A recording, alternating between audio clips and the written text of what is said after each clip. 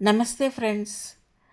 రీసెంట్గా నేను శ్రీశైలం మల్లికార్జున స్వామిని దర్శించుకున్నాను.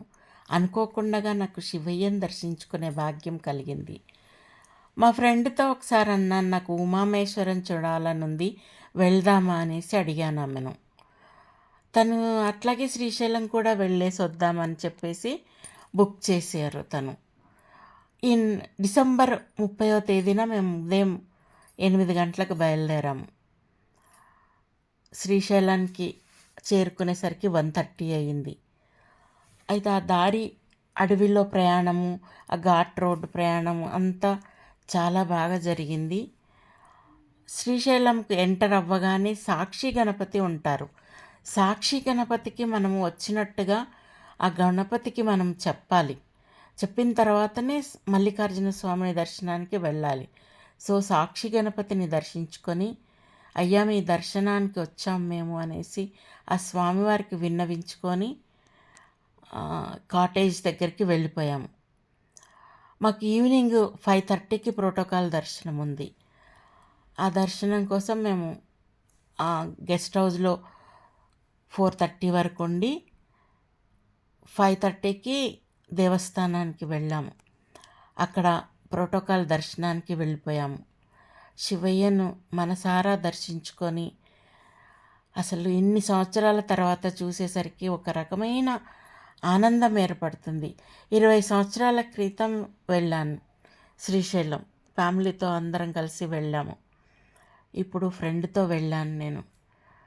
చాలా చాలా ఆనందం అనిపించింది.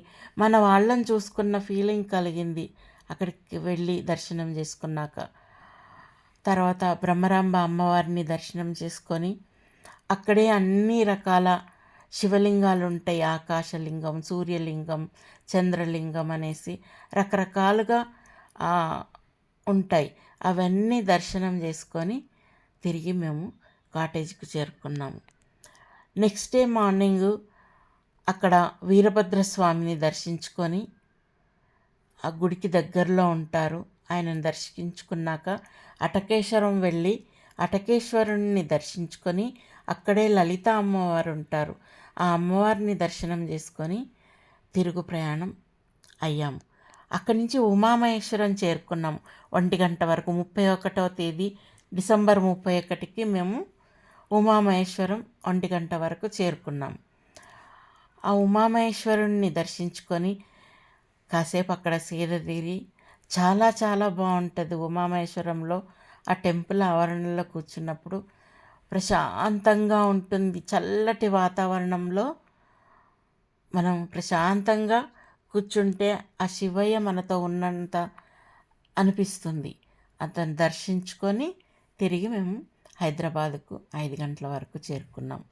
చాలా చాలా అనుకోకుండా శివయ్యని దర్శించుకోవడం, ఆ అనుభూతి ఇంకా అక్కడికి వెళ్ళాము, అక్కడే ఉన్న ఫీలింగ్లో ఉంది.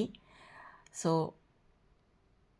ధన్యవాదాలు తెలుపుకుంటూ నమస్తే.